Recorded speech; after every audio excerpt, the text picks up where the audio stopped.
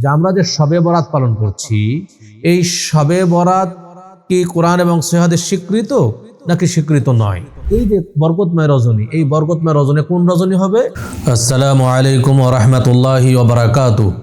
আলহামদুলিল্লাহ ওয়াসসালাতু ওয়াসসালামু আলা রাসূলিল্লাহ ওয়া বা'দ।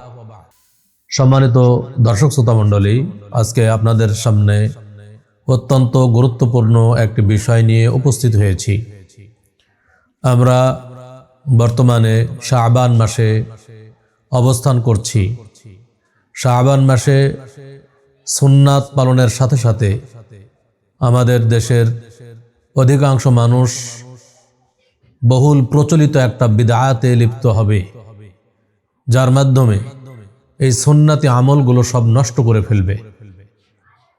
সে বিদআতি আমল যেটা নিসফ শাবান বা মধ্য শাবানে শবে বরাত পালনের মাধ্যমে মানুষ করে থাকে। এই শবে বরাত সম্পর্কে আমরা আজকে দালিলিক কিছু আলোচনা করব। ইসলামী শরিয়াত এই শবে বরাতকে সমর্থন করেছেন নাকি করেননি, দলিল কি বলছে। কারণ আমরা বর্তমানে যদি টিভি চ্যানেলগুলো খুলি তাহলে দেখব কিছু উলামায়ে কেরাম শবে বরাতের ফজিলত পেশ করছেন। আসলেই শবে বরাতের ফজিলত সম্পর্কে যে দলিলগুলো পেশ করা হচ্ছে সেগুলো কতটুকু সহিহ, কতটুকু সহিহ নয়, ইসলামী শরিয়াতের মানদণ্ডে আমরা সেগুলো যাচাই করে দেখব ইনশাআল্লাহ।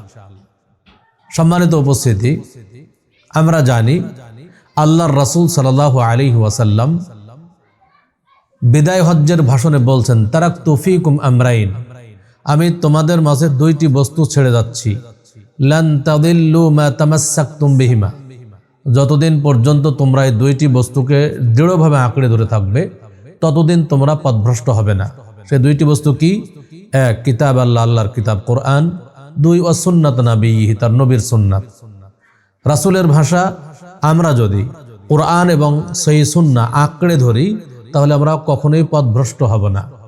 আবার রাসূলুল্লাহ সাল্লাল্লাহু আলাইহি ওয়াসাল্লাম অন্য হাদিসে বলছেন, কুল্লু বিদআতিন দালালাহ, প্রত্যেক বিদআত হচ্ছে ভ্রষ্টতা, ওয়া কুল্লু দালালাতিন ফিন্নার, আর প্রত্যেক ভ্রষ্টতার পরিণাম হলো জাহান্নাম।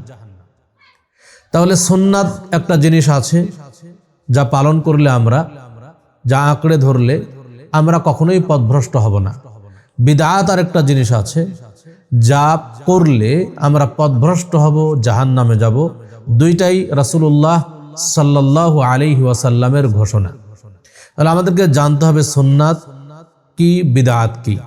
সুন্নাত হলো রাসূলুল্লাহ সাল্লাল্লাহু আলাইহি ওয়াসাল্লাম যা করেছেন, করতে বলেছেন, সমর্থন করেছেন ইসলামের বিধান হিসেবে, সেগুলো হলো সুন্নাত। বিদআত হলো এর সম্পূর্ণ বিপরীত। রাসূলুল্লাহ সাল্লাল্লাহু আলাইহি ওয়াসাল্লাম করেননি, করতে বলেননি, সমর্থন করেননি এমন কোনো কাজকে যদি আমরা নেকি পাওয়ার উদ্দেশ্যে পালন করি, ইসলামের বিধান মনে করে পালন করি, তাহলে সেটা হবে বিদআত, আর এই বিদআতের পরিণাম হলো জাহান্নাম। এখন আমরা যাচাই করব যে আমরা যে শবে বরাত পালন করছি, এই শবে বরাত কি কোরআন এবং সহিহ স্বীকৃত নাকি স্বীকৃত নয়। যদি স্বীকৃত হয় তাহলে সেটা সুন্নাত হিসেবে পরিগণিত হবে, আর যদি স্বীকৃত না হয় তাহলে সেটা বিদআত হিসেবে পরিগণিত হবে। যদি বিদআত হয় তাহলে অবশ্যই সেটা বর্জন করতে হবে। ভালো কাজের দোহাই দিয়ে ইসলামে এমন কিছু করা জায়েজ নয় যেটা কোরআন এবং সহিহ স্বীকৃত নয়। কারণ প্রত্যেকটা বিদআত মানুষের দৃষ্টিতে ভালো কাজ। কারণ বিদআত বলা হয় ওই কাজকে যেই কাজ মানুষ নেকি পাওয়ার উদ্দেশ্যে করে, অথচ রাসূলুল্লাহ সাল্লাল্লাহু আলাইহি ওয়াসাল্লাম করেননি, করতে বলেননি, সমর্থন করেননি। তাহলে মানুষ নেকি পাওয়ার উদ্দেশ্যে ওই কাজটাই করে যেই কাজটা সে ভালো মনে করে, আর ওই ভালো কাজটাই বিদআত যেটা মানুষ ভালো মনে করে করছে, নেকি পাওয়ার উদ্দেশ্যে করছে, অথচ রাসূলুল্লাহ সাল্লাল্লাহু আলাইহি ওয়াসাল্লাম করেননি, করতে বলেননি, সমর্থন করেননি। এই শবে বরাত যে মানুষ পালন করে, কয়েকটা উদ্দেশ্যে মানুষ এই শবে বরাতকে ফজিলতের কাজ মনে করে। এক, মানুষের বিশ্বাস এই শবে বরাতের রাত্রে কোরআন নাজিল হয়েছে। তারা দলিল হিসাবে কোরআনের আয়াতই পেশ করে, কোরআনের আয়াত পেশ করে তারা বলে থাকে, দাবি করে থাকে যে আল্লাহ তাআলা শবে বরাতের রাত্রে কোরআন নাজিল হয়েছে। তাদের দলিলটা কি? সূরা দুখান, সূরা দুখানের 3 এবং 4 নম্বর আয়াত। আল্লাহ তাআলা পবিত্র কোরআন মাজিদে ঘোষণা দিচ্ছেন, আল্লাহ বলছেন, ইন্না আনজালনাহু ফি লাইলাতিন মুবারাকাহ নিশ্চয় আল্লাহ তাআলা কোরআনকে নাজিল করেছেন এক বরকতময় রজনীতে। ইন্না কুন্না মুনজিরিন, নিশ্চয় আমরা সতর্ককারী। ফিহা ইউফরাকু কুল্লু আমরিন হাকিম, এই রাতে প্রত্যেক প্রজ্ঞাপূর্ণ বিষয়গুলো স্থিরকৃত হয়। এই আয়াত পেশ করে আমাদের দেশের বহু সংখ্যক উলামায়ে কেরাম তারা বলছেন যে এই যে বরকতময় রজনী, এটাই হচ্ছে শবে বরাতের রজনী, শবে বরাতের রাত। সম্মানিত উপস্থিতি, আমাদের সবার বিবেক আছে, আমরা একটু বিবেককে জাগ্রত করি। আল্লাহ তাআলা এক বরকতময় রজনী বলেন, ইন্না আনজালনাহু ফি লাইলাতিন মুবারাকা, নিশ্চয় আল্লাহ তাআলা এক বরকতময় রজনীতে কোরআন নাজিল করেছেন। এখানে কিন্তু কোনো রাত্রের নির্দিষ্ট করে নাম বলা হয়নি। এখন এই রাত কোন রাত আমাদের বুঝতে হবে যে আল্লাহ তাআলার এক কোরআনের আয়াতের ব্যাখ্যা আরেক কোরআনের আয়াত দিয়ে হবে। আল্লাহ তাআলা এই যে আয়াত, এই রজনীর কথা বললেন, এই রজনী বলতে, এই রাত বলতে কোন রাত বোঝানো হয়েছে এটা আল্লাহ তাআলা অন্য আয়াতে বলে দিয়েছেন। সেটা কি? আমরা সূরা কদর পড়ি, সূরা কদরের মধ্যে সেই রাতটার কথা বলেছেন। কোন রাত? আল্লাহ বলছেন, ইন্না আনজালনাহু ফি লাইলাতুল কদর, নিশ্চয় কোরআন নাজিল হয়েছে কদরের রাত্রিতে। তাহলে কদরের রাত্রি এটা নির্দিষ্ট করে দেওয়া হলো এই আয়াতে, যে রাতটা কোন রাত, কোরআন নাজিলের রাত কোনটা, কদরের রাত। তাহলে সূরা দুখানের যে আয়াতটা আল্লাহ তাআলা বলছেন, ইন্না আনজালনাহু ফি লাইলাতিন মুবারাকা, এই যে বরকতময় রজনী, এই বরকতময় রজনী কোন রজনী হবে? সেটা হবে কদরের রজনী, কদরের রাত। এটা আল্লাহ তাআলা অন্য আয়াতে স্পষ্ট করে দিয়েছেন। সেই কদরের রাত কোন রাত, কখন হয়, সেটা সে শাবান মাসে না রমজান মাসে, সেটাও আল্লাহ তাআলা সূরা বাকারাতে ঘোষণা দিয়েছেন। সেটা কি বলছেন? শাহরু রমাদান আল্লাযী উনজিলা ফীহিল কুরআন, রমজান মাস যেই মাসে কোরআন নাজিল হয়েছে। তাহলে শবে বরাতের রাত কিন্তু রমজান মাসে নয়, বরং কদরের রাত রমজান মাসে। তাহলে কোরআন নাজিলের মাস হলো রমজান মাস, কোরআন নাজিলের রাত হলো কদরের রাত। এটা শাবান মাসের বা মধ্য শাবানের রাত নয়, শবে বরাত নয়। অতএব যারা সূরা দুখানের 3 নম্বর আয়াত পেশ করে বলছেন এই বরকতময় রজনী হলো শবে বরাতের রাত, শবে বরাতের রজনী, এই কথা একেবারে কোরআনের অপব্যাখ্যা। তারা এটা করছেন, তারা কোরআনের আয়াতের অপব্যাখ্যা করছেন। সম্মানিত উপস্থিতি, আরো একটা উদ্দেশ্য নিয়ে মানুষ এই রাতকে মর্যাদা দিয়ে থাকে, গুরুত্ব দিয়ে থাকে। সেটা হলো যে মানুষ বিশ্বাস করে এবং আমাদের দেশের উলামায়ে কেরাম সেটা প্রচারণা চালায় যে এই রাত হচ্ছে মানুষের ভাগ্য নির্ধারণের রাত। তারা দলিল হিসেবে তারা পেশ করছেন এই যে আল্লাহ তাআলা সূরা দুখানের 4 নম্বর আয়াতে ঘোষণা দিলেন, ফিহা ইউফরাকু কুল্লু আমরিন হাকিম, এই রাত্রে প্রত্যেক প্রজ্ঞাপূর্ণ বিষয়গুলো স্থিরকৃত হয়। তাহলে মনে হচ্ছে যে শবে বরাতের রাত্রেই মনে হয় মানুষের ভাগ্য লিপিবদ্ধ হয়। সম্মানিত উপস্থিতি, আসলেই প্রথমত বলবো যে শবে বরাতের রাতের কোনো শবে বরাতের রাত্রি তো এই আয়াত শবে বরাত সম্পর্কেই নয়, বরং এই আয়াতগুলো নাজিল হয়েছে কদরের রাত সম্পর্কে। কদরের রাত্রের সম্পর্কে যে আয়াত নাজিল হয়েছে সেই আয়াতকে মানুষ বর্তমান জামানার উলামায়ে কেরাম অপব্যাখ্যা করে তারা শবে বরাতের রাত্রে নিয়ে গেছে। তারপরে প্রথমত বলবো যে এটা মানুষের তাকদীর নতুনভাবে লিখিত হয় না। তাকদীর আসমান জমিন সৃষ্টির 50,000 বছর পূর্বে লিখিত হয়ে গেছে। এটা রাসূলুল্লাহ সাল্লাল্লাহু আলাইহি ওয়াসাল্লাম স্পষ্ট করে দিয়েছেন। তিনি বলছেন, কাতাবাল্লাহু মাকাদিরাল খালাইক ক্বাবলা আন ইয়াখলুকাস সামাওয়াতি ওয়াল আরদ বি50 আলফ সানাতিন। আসমান জমিন সৃষ্টির 50,000 বছর পূর্বে আল্লাহ তাআলা তাকদীর লিপিবদ্ধ করেছেন। অতএব নতুনভাবে তাকদীর লেখা হয় না। কিন্তু কদরের রাত্রিতে তাকদীর লাউহে মাহফুজে যেই তাকদীর লেখা আছে 50,000 বছর পূর্বে যে তাকদীর লিখিত হয়েছে সেটা লাউহে মাহফুজে আছে। সেখান থেকে আগামী 1 বছরের তাকদীর কি হবে সেখান থেকে নিয়ে ফেরেশতাদের হাতে অর্পণ করা হয়। এটা শবে বরাতের রাত্রে নয়, বরং এটা কদরের রাত্রিতে, এটা লাইলাতুল কদরে। সম্মানিত উপস্থিতি, অতএব আমাদের এই বিশ্বাসও সঠিক নয়। এই বিশ্বাস নিয়ে যারা মনে করেন যে এই দিনে ভালো কিছু করতে হবে, তাহলে ভালো তাকদীর লিখিত হবে, এই বিশ্বাস ভ্রান্ত বিশ্বাস। এই বিশ্বাস থেকে আমাদের বেরিয়ে আসতে হবে। সম্মানিত উপস্থিতি, আরো একটা উদ্দেশ্য নিয়ে মানুষ এই শবে বরাতের রাতকে বিশেষভাবে গুরুত্ব দিয়ে থাকে। তা হলো যে মানুষ বিশ্বাস করে, বিশেষ করে যারা বিধবা নারী, তারা এটা খুব বেশি জোরালোভাবে বিশ্বাস করেন যে এই রাত্রে মাইয়েতের রূহগুলো দুনিয়াতে নেমে আসে। এই জন্য যারা বিধবা নারী তারা তার স্বামীর রূহ দুনিয়াতে ফিরে আসবে, এই জন্য সেই রাত্রে তারা মানে অনেক আগ্রহ নিয়ে তারা অপেক্ষা করতে থাকে তার স্বামীর রূহের আগমন উপলক্ষে। এ ধরনের বহু সমাজে অনেক কিছু করে। আমাদের কিছু সমাজে আমরা এটাও দেখেছি যে দরজায় আটা রাখা হয় যেন তার স্বামীর পা বা একজন মাইয়েতের মানে রূহ যখন আসবে তখন ওই পা তার আটার পরে নাকি ফেলবে, তার পায়ের চিহ্ন দেখে বুঝবে যে আমার স্বামী বা যার আত্মীয় স্বজন যারা মারা গেছে সেটা এসেছিলেন, এটা বুঝবে। নাউজুবিল্লাহ। দেখেন তারা দলিল হিসেবে কোন দলিল পেশ করে? আল্লাহ তাআলা সূরা কদরের মধ্যে বলছেন তানাজ্জালুল মালাইকাতু ওয়ার রূহু। এই যে আল্লাহ মানে আল্লাহ তাআলা নাজিল করেন মালাইকা এবং রূহ, রূহ নাজিল হয়। তাহলে এই যে রূহ মানে আসলে কি? এখানে আমাদের দেশে অনেকে বলেন যে রূহ মানে হচ্ছে মানে আরওয়াহুল মাইয়িত, মৃতদের রূহ সমূহ। আসলে তা নয়। যারা এই অর্থ করেন তারা ভুল অর্থ করেন। এই রূহ অর্থাৎ জিবরিল আলাইহিস সালাতু ওয়াস সালাম। এই রূহ হলো জিবরিল আলাইহিস সালাতু ওয়াস সালাম, এটা কোনো মানুষের রূহ নয়। কারণ জিবরিল আলাইহিস সালাতু ওয়াস সালামকে বলা হয় রূহুল আমিন। জিবরিল আলাইহিস সালামকে অন্যান্য আয়াতে রূহ বলে আখ্যায়িত করা হয়েছে। যেমন আরো একটা আয়াত আপনাদের সামনে পেশ করি, যেটা সূরা আল মাআরিজ 70 নম্বর সূরা 4 নম্বর আয়াত। আল্লাহ বলছেন তা'রুজুল মালাইকাতু ওয়ার রূহু ইলাইহি ফি ইয়াউমিন কানা মিকদারুহু 50 আলফ সানাতিন। বলছে যে সিঁড়ি দিয়ে ফেরেশতাগণ ও জিবরিল, তা'রুজুল মালাইকাতু ওয়ার রূহু, এই রূহ বলতে জিবরিল, হ্যাঁ, দৈনিক ঊর্ধ্বারোহণ করেন তার দিকে যে দিনের পরিমাণ তোমাদের 50,000 বছরের সমান। তাহলে এই যে এখানে আল্লাহ তাআলা রূহ বলছেন, রূহ বলতে জিবরিল আলাইহিস সালাতু ওয়াস সালামকে বুঝিয়েছেন। অতএব তানাজ্জালুল মালাইকাতু আর রূহ, এই রূহ বলতে মৃত মানুষের রূহ নয়, বরং এই রূহ হচ্ছে জিবরিল আলাইহিস সালাতু ওয়াস সালাম। সম্মানিত উপস্থিতি, অতএব আমাদের বিশ্বাসকে সংশোধন করতে হবে।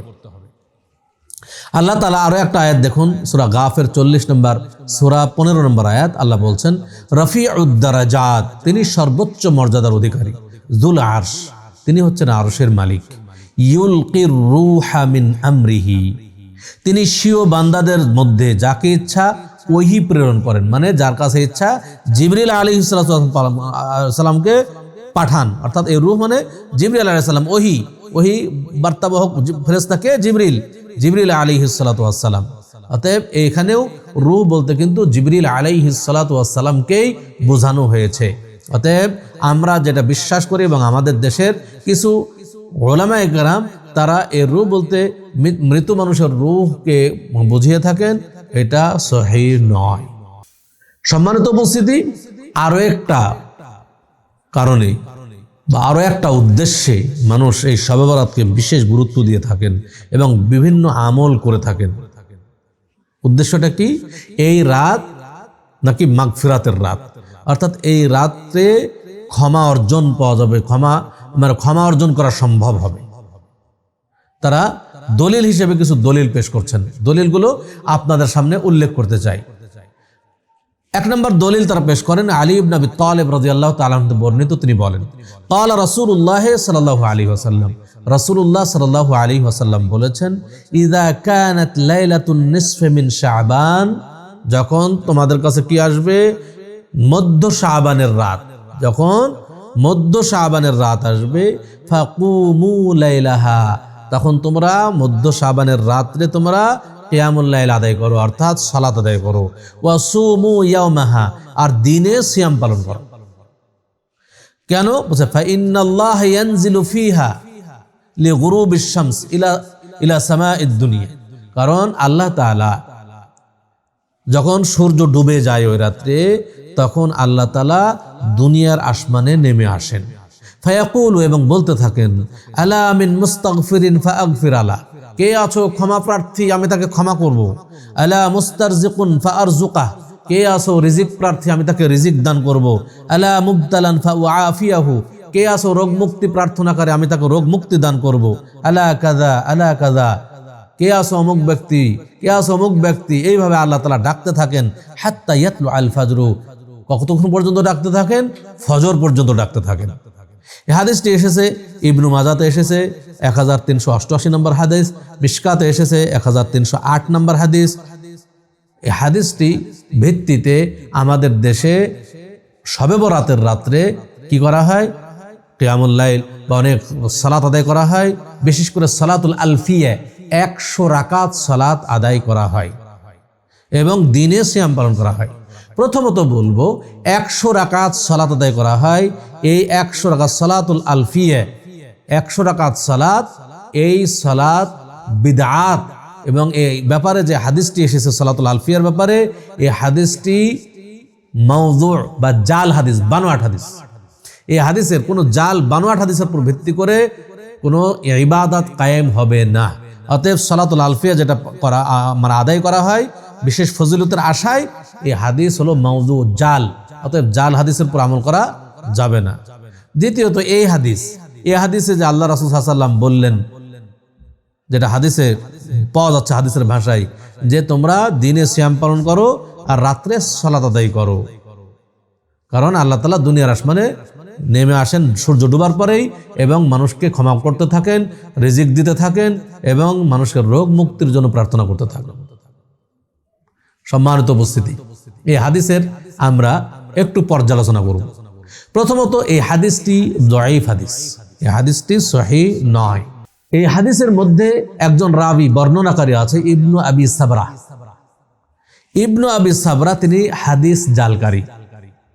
এজন্য নাসিরউদ্দিন আলবানী রাহিমাহুল্লাহ তার সিলসিলা আল যায়ীফার মধ্যে এই হাদিসটিকে মাউযু, জাল হাদিস বলে উল্লেখ করেছেন এবং অন্যান্য মুহাদ্দিসিন ইকরাম এই হাদিসকে নিতান্ত যঈফ বলে উল্লেখ করেছেন। নাসিরউদ্দিন আলবানী রাহিমাহুল্লাহ মাউযু বা জাল হিসেবে উল্লেখ করেছেন। এই হাদিস সহিহ নয়। অতএব এই হাদিসের উপরে আমল করা যাবে না। ইবনু আবি সাবরা নামক রাবি বর্ণনাকারী, ইনি হলেন হাদিস জালকারী। দ্বিতীয়ত এই হাদিসটি সহিহ হাদিসের বিপরীত। সহিহ হাদিসে কি আছে? সহিহ হাদিসে রাসূলুল্লাহ সাল্লাল্লাহু আলাইহি ওয়াসাল্লাম বলছেন, ইয়ানজিলু রাব্বুনা তাবারাকা ওয়া তাআলা ফি কুল্লি লাইলাতিন ইলাস সামাঈদ দুনিয়া হিনা ইয়াবকা সুলুসুল লাইলিল আখির। আল্লাহ তাআলা প্রত্যেক রাত্রের শেষ তৃতীয়াংশে দুনিয়ার আসমানে নেমে আসেন এবং বলতে থাকেন, কে আছো ক্ষমা প্রার্থী, আমি তাকে ক্ষমা করব। কে আছো সাহায্য প্রার্থী, আমি তাকে সাহায্য করব। এইভাবে আল্লাহ ডাকতে থাকেন। তাহলে আগের হাদিস আমরা পেলাম যে মধ্য শাবানের, শুধুমাত্র বছরে একটা রাত, মধ্য শাবানের রাত্রে আল্লাহ তাআলা দুনিয়ার আসমানে নেমে আহ্বান করেন। আর আমরা সহিহ হাদিসে যেটা পেলাম সেটা কি, যে আল্লাহ তাআলা প্রত্যেক রাতেরই শেষ তৃতীয়াংশে দুনিয়ার আসমানে নেমে আসেন। তাহলে এই হাদিসটি প্রথমত মাউযু হাদিস, জাল হাদিস। দ্বিতীয়ত এটা সহিহ হাদিসের বিপরীত, সহিহ হাদিসের বিপরীত। অতএব এই হাদিস গ্রহণযোগ্য নয়। এই জন্য এই হাদিসের উপর আমল করাও যাবে না। সম্মানিত উপস্থিতি, আরো একটা দলিল পেশ করা হয়। দলিলটা কি? আন আয়েশা রাদিয়াল্লাহু আনহা ক্বালাত, আয়েশা রাদিয়াল্লাহু তাআলা আনহা হতে বর্ণিত, তিনি বলেন, ফাকাদতুন নবিয়্য সাল্লাল্লাহু আলাইহি ওয়াসাল্লাম যাতা লাইলাতিন, আমি এক রাত্রে রাসূল সাল্লাল্লাহু আলাইহি ওয়াসাল্লামকে হারিয়ে ফেললাম, রাসূল সাল্লাল্লাহু আলাইহি ওয়াসাল্লামকে খুঁজে পাচ্ছি না। ফাখারাজতু, আমি বের হলাম, আতলুবুহু, রাসূল সাল্লাল্লাহু আলাইহি ওয়াসাল্লামকে খোঁজার জন্য। আমি রাসূল সাল্লাল্লাহু আলাইহি ওয়াসাল্লাম কোথায় গেলেন আমি খোঁজার জন্য বের হলাম। ফাইযা হুয়া বিল বাকি, দেখলাম যে রাসূল সাল্লাল্লাহু আলাইহি ওয়াসাল্লাম বাকি নামক স্থান, বাকি গোরস্থানে তিনি আছেন। রাফিউন রাসাহু ইলাস সামা, তিনি আকাশের দিকে মাথা উঠে আছেন। ফাকাল, তখন রাসূল সাল্লাল্লাহু আলাইহি ওয়াসাল্লাম বললেন, ইয়া আয়েশা, হে আয়েশা, আকুনতি তাখাফিনা আন ইয়াহিফাল্লাহু আলাইকি ওয়া রাসূলুহু, তুমি কি আল্লাহ এবং তার রাসূলের উপরে এই আশঙ্কা করছো যে তোমার উপর অবিচার করা হবে? এই আশঙ্কা কি করছো তুমি? এখন আমার কাছে খুঁজতে এসেছো, তুমি কি মনে করছো যে আল্লাহ এবং তার রাসূল তোমার উপর অবিচার করবে? এই আশঙ্কা করছো, তুমি ভয় করছো? ক্বালাত ক্বাদ কুলতু ওয়া মা বিযালিক, বলছে যে না, তেমনটা নয়। আয়েশা রাদিয়াল্লাহু আনহা বললেন যে না, আমি এমনটা ভাবছি না। ওয়ালাকিন্নী, কিন্তু আমি, ওয়ালাকিন্নী জানান্তু আন্নাকা আতাইতা বা'দা নিসাইক, কিন্তু আমি ধারণা করলাম করেছিলাম যে আপনি হয়তো বা আপনার অন্য কোনো স্ত্রীর কাছে গেছেন। ফাকাল, তখন রাসূল সাল্লাল্লাহু আলাইহি ওয়াসাল্লাম বললেন, ইন্নাল্লাহা তাআলা ইয়ানজিলু লাইলাতান নিসফি মিন শাবান ইলা সামাঈদ দুনিয়া, নিশ্চয় আল্লাহ তাআলা এই মধ্য শাবানের রাত্রে দুনিয়ার আসমানে নেমে আসেন। ফায়াগফিরু লিআকসারা মিন আদাদি শা'রি গানামি কালবিন, এবং তিনি কালব গোত্রের ছাগলের পশমের চাইতে বেশি মানুষকে ক্ষমা করে থাকেন। এই হাদিসটি এসে তিরমিজিতে হাদিস এসেছে 700, তিরমিজি 739 নম্বর হাদিস, ইবনে মাজাহ 1389 নম্বর হাদিস, মিশকাত এসেছে 1299 নম্বর হাদিস। তাহলে এই হাদিসের ভিত্তিতে বোঝা যাচ্ছে যে তিনি এই রাত্রে অনেক মানুষকে ক্ষমা করা হয়। সম্মানিত উপস্থিতি, প্রথমত এই হাদিসটি দাঈফ, এই হাদিসটি সহিহ নয়। এই হাদিসের মধ্যে হাজ্জাজ ইবনে আরতাত নামক একজন বর্ণনাকারী আছে। হাজ্জাজ ইবনে আরতাত তিনি মুদাল্লিস রাবী, অর্থাৎ দোষ গোপন করা রাবী। মুদাল্লিস বলতে কাদেরকে বলা হয়? মুদাল্লিস এমন রাবী, বর্ণনাকারী যে নিজে দোষ গোপন করে হাদিস সুন্দরভাবে উপস্থাপন করে, অথবা যেটা বলা হয় যে কোনো ধরেন কোনো উস্তাদের সাথে বা যার থেকে হাদিস বর্ণনা করছে বলছে যে আমি মুহাম্মাদের থেকে হাদিস বর্ণনা করেছি, শুনেছি বা, কিন্তু আসলে তার সাথে সাক্ষাৎ ঘটেনি, কিন্তু তার নামে চালিয়ে দিয়েছে, গোপন করেছে। সাক্ষাৎ যে তার হয়নি এটা সেভাবে এই ত্রুটিটা গোপন করে তিনি তার নামে হাদিস চালিয়ে দিয়েছেন। এই ধরনের রাবিকে বলা হয় মুদাল্লিস। যেই হাদিসের মধ্যে এই ধরনের রাবি, মুদাল্লিস রাবি থাকবে, সে হাদিস সহিহ হিসেবে গণ্য হবে না। প্রথমত তাহলে হাদিস দাঈফ, হাদিস সহিহ নয়। দ্বিতীয়ত এই হাদিসটি সহিহ হাদিসের বিপরীত। সহিহ হাদিসের বিপরীত কেমন করে? সহিহ হাদিস বুখারীতে যে হাদিসটি এসেছে, বুখারী 2024 নম্বর হাদিস, মিশকাত এসেছে 2090 নম্বর হাদিস। সেই হাদিসটি কি? আয়েশা রাদিয়াল্লাহু তাআলা আনহা বলছেন, কানান নবিয়্যু সাল্লাল্লাহু আলাইহি ওয়াসাল্লাম ইযা দাখালাল আশরু, যখন রমজানের শেষ দশকে প্রবেশ করত তখন কি হতো? সাদ্দা মিজারাহু, তখন নবী সাল্লাল্লাহু আলাইহি সাল্লাম তার কোমরকে শক্ত করে বেঁধে নিতেন বেশি ইবাদত করবেন এই জন্য। ওয়া আহিয়া লাইলাহু, তিনি রাত্রি জাগরণ করতেন, ইবাদত করতেন। ওয়া আইকাযা আহলাহু, এবং তিনি শুধু নিজেই রাত্রি জাগরণ করে ইবাদত করতেন না, বরং তার পরিবার পরিজনকেও জাগাইতেন। দেখেন হাদিস। তাহলে এমন কোনো ফজিলতপূর্ণ যদি কোনো সময় থাকে, সেই সময়ে তিনি নিজে বেশি ইবাদত করতেন এবং তিনি রাত্রি জাগরণ করতেন, তার পরিবারকে জাগাইতেন। আচ্ছা, এখানে আপনার বিবেকের কাছে প্রশ্ন, এমন যদি হয় যে এই রাত খুব ফজিলতপূর্ণ এবং এই রাত্রে বহু ইবাদত করলে অনেক ফায়দাপূর্ণ যদি হয়, তাহলে রাসূল সাল্লাল্লাহু আলাইহি ওয়াসাল্লাম কি আয়েশা রাদিয়াল্লাহু তাআলার পাশে থেকে চুপ করে উঠে গিয়ে তিনি বাকি গোরস্থানে গিয়ে তিনি দোয়া করবেন? তারপরে দেখেন চুপ করে উঠে গেলেন, জানাইলেন না। এবং যখন আয়েশা রাদিয়াল্লাহু তাআলা খুঁজতে খুঁজতে রাসূল সাল্লাল্লাহু আলাইহি ওয়াসাল্লামের কাছে পৌঁছলেন, তখন রাসূল সাল্লাল্লাহু আলাইহি ওয়াসাল্লাম বললেন যে, হে আয়েশা, এই রাত এমন রাত যে রাত্রে আল্লাহ তাআলা দুনিয়ার আসমানে নেমে আসেন এবং একবার কাল গোত্রের ছাগলের পশমের চাইতে বেশি মানুষকে ক্ষমা করেন। তো আল্লাহ রাসূল সাল্লাল্লাহু আলাইহি ওয়াসাল্লাম এত ফজিলতপূর্ণ রাতে যদি হয়, তাহলে এই ফজিলতগুলো কি তার একেবারে সবচেয়ে নিকটের মানুষ আয়েশা রাদিয়াল্লাহু তাআলা আনহা, যার রাসূল সাল্লাল্লাহু আলাইহি ওয়াসাল্লামের স্ত্রী আয়েশা রাদিয়াল্লাহু তাআলা আনহার কাছে গোপন করে ফেললেন, সাক্ষাৎ হওয়ার পরে কথা খবর দিলেন? তাহলে এই হাদিস সহিহ হাদিসের বিপরীত, বিবেক বিরোধী। এটা কখনো হতেই পারে না। যদি এটা ফজিলতপূর্ণ হতো, রাসূল সাল্লাল্লাহু আলাইহি ওয়াসাল্লাম আগে জানিয়ে দিতেন, এই তোমরা আজকে রাত্রে কিন্তু জাগরণ করতে হবে, আজকে ইবাদত করতে হবে, এটা বলে দিতেন। কিন্তু তিনি বললেন না, বলেননি। অতএব এটা সহিহ হাদিসের বিপরীত। তাহলে আমরা যে উদ্দেশ্যের ভিত্তিতে এই শবে বরাত পালন করি এত গুরুত্বের সাথে, সেই দলিলগুলো কিন্তু সহিহ নয়, সেই উদ্দেশ্যগুলো ঠিক নয়। এরপরে দেখুন, আমরা এই শবে বরাত উপলক্ষে আরো কিছু বিদআতি কাজে লিপ্ত হই। সেটা কি? যে আমরা এই শবে বরাত উপলক্ষে হালুয়া রুটি খাই। হালুয়া রুটি খাওয়ার একটা ইতিহাস আছে। কেন হালুয়া রুটি খাই? হালুয়া রুটি খাওয়ার উদ্দেশ্য হলো যে রাসূলুল্লাহ সাল্লাল্লাহু আলাইহি ওয়াসাল্লাম উহুদের যুদ্ধে তার 2টি দাঁত ভেঙে গিয়েছিল, এটা আমাদের সকলের জানা কথা। রাসূলুল্লাহ সাল্লাল্লাহু আলাইহি ওয়াসাল্লাম দাঁতের ব্যথার কারণে তিনি নরম খাবার হিসেবে হালুয়া খেতেন, কিন্তু তিনি কাউকে খেতেও বলেননি এবং সাহাবায়ে কেরাম কেউ এই হালুয়া রুটি খান নাই। তারপর আরেকটা মজার ব্যাপার দেখুন, যে উহুদের যুদ্ধ কখন হয়েছিল? উহুদের যুদ্ধের ইতিহাস যদি আমরা দেখি, তাহলে দেখতে পাবো যে উহুদের যুদ্ধ সংগঠিত হয়েছিল শাওয়াল মাসের 11 তারিখ, দিনটি ছিল শনিবারের দিন। শাওয়াল মাস মানে কি? রমাদানের পরের মাস। আর আমরা হালুয়া রুটি খাচ্ছি কোন মাসে? রমাদানের আগের মাসে, শাবান মাসের 14 তারিখ দিবাগত রাত। তাহলে 2 মাস আগে ওই দিন খেলে তাও একটা কথা বলা যেত যে ওই দিনে খাচ্ছে, ওই দিনেও খায় না। 2 মাস আগে নিয়ে এসেছে। ওহুদের যুদ্ধ হয়েছিল শাওয়াল মাসের 11 তারিখে, আর আমাদের দেশের মুসলিমরা হালুয়া খাচ্ছে এই উদ্দেশ্যে শাওয়াল মাসের 14 তারিখ দিবাগত রাত্রে।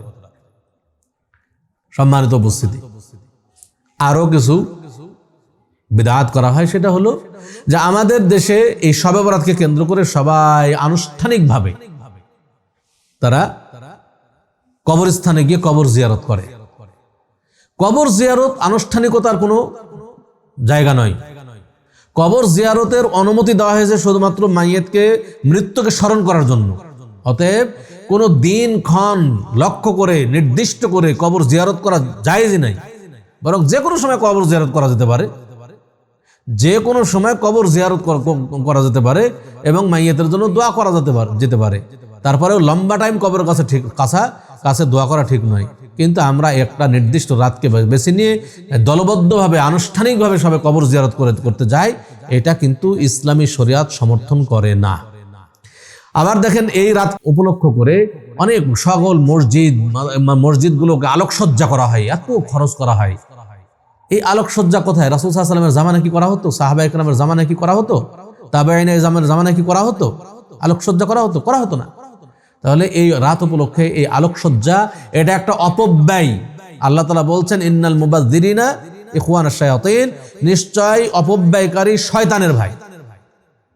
অতএব আমরা এই শয়তানের কাজ থেকে বিরত থাকব। এই রাত্রে আলোকসজ্জা না করে, আজকে ফিলিস্তিনের কত মুসলিম তারা খেতে পারছে না, এই রাত্রে আলোকসজ্জার এই টাকাগুলো যদি ফিলিস্তিনের মুসলিমদেরকে দেওয়া হতো, আমাদের দেশের কত জায়গায় কত মানুষ খেতে পায় না, তাদেরকে যদি দেওয়া হতো কত নেকি হতো। কিন্তু আমরা এগুলো না করে আমরা কি করি? মসজিদ আলোকসজ্জা করি। আমরা কি করি? মাজারগুলো আলোকসজ্জা করি। কত মাজারের জয়, আমাদের দেশের মাজারগুলোতে যে এক একটা ঝাড়বাতি তার কত মূল্য, এগুলো করার প্রয়োজন ছিল না। এগুলো তো শিরকি কর্মকাণ্ডকে তারা আলোকসজ্জা করছে এবং এর মাধ্যমে তারা নেকির চাইতে পাপ কামাই করছে। সম্মানিত উপস্থিতি, আমরা সতর্ক থাকব। আমরা এমন কিছু করব না যেটা অতি বাড়াবাড়ি হয়ে যায়। আমরা রাসূলকে ভালোবাসবো রাসূলের সুন্নাত অনুসরণের মাধ্যমে, বিদআতের মাধ্যমে নয়। রাসূলকে ভালোবাসতে হবে তার সুন্নাতের অনুসরণের মাধ্যমে। তাই আমরা অতি ভক্তি দেখাইতে গিয়ে এমন কিছু করব না যা আমাদের জন্য জাহান্নামের কারণ হয়ে যায়। সম্মানিত উপস্থিতি, অতএব শবে বরাত যারা পালন করবেন তারা কখনোই ঠিক করবেন না। শুধুমাত্র একটা হাদিসের কথা বলবো, একটা হাদিস যেটা সহিহ হাদিস পাওয়া যায়, হাসান পর্যায়ের একটা হাদিস পাওয়া যায়, যেখানে আল্লাহ রাসূল সাল্লাল্লাহু আলাইহি ওয়াসাল্লাম বলছেন এই মধ্য শাবানের রাতকে নিয়ে, যে এই রাত আল্লাহ তাআলা সকলকে ক্ষমা করেন, ইল্লাল মুশরিক আউল মুশাহিন, শুধুমাত্র 2 শ্রেণীর মানুষকে ক্ষমা করেন না। এই রাত্রে একটাই ফজিলতের হাদিস, গুরুত্বের হাদিস পাওয়া যায় সহিহ, সেটা হলো যে এই রাত্রে আল্লাহ তাআলা সকল মানুষকে ক্ষমা করেন, কিন্তু 2 জন ব্যক্তি ব্যতীত, 2 শ্রেণীর মানুষ ব্যতীত। একটা হচ্ছে মুশরিক, যারা শিরিক করে তারা ব্যতীত। 2 মুশাহিন, যারা হিংসা বিদ্বেষে লিপ্ত হয় তারা ব্যতীত। তাহলে এখানে কিন্তু কোনো আমলের কথা বলা হয়নি। এই রাতকে নিয়ে কোনো আমলের কথা কোনো সহিহ হাদিসে পরিণত হয়নি। অতএব কোনো আমল নাই। কিন্তু এই রাত্রের ফজিলত যদি আমরা পেতে চাই, তাহলে আমাদের করণীয় কি? এই হাদিসের ভিত্তিতে আমাদের করণীয় হলো শিরিক ত্যাগ করতে হবে। আমাদের করণীয় হলো যে হিংসা বিদ্বেষ ত্যাগ করতে হবে। তাহলে আমরা এই রাত্রের ফজিলত পাবো। আমরা মাজারে বসে থেকে মাজার আলোকসজ্জা করব আর শবে বরাত পালন করবো, মনে করবো সব ক্ষমা হয়ে যাবে, অত সহজ নয়। আপনি তো মুশরিক, শিরিক করছেন মাজারে গিয়ে।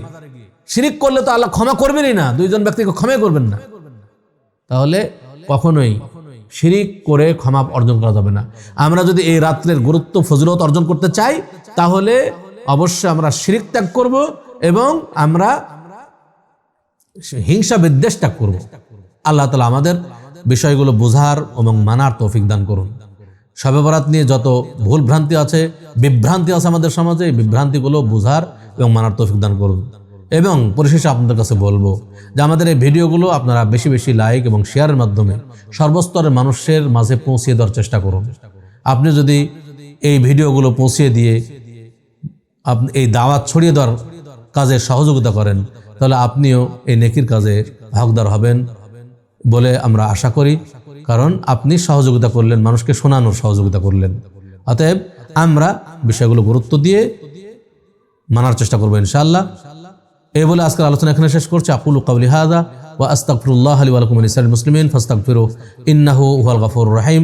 আসসালামু আলাইকুম ওয়া রাহমাতুল্লাহি ওয়া বারাকাতুহু।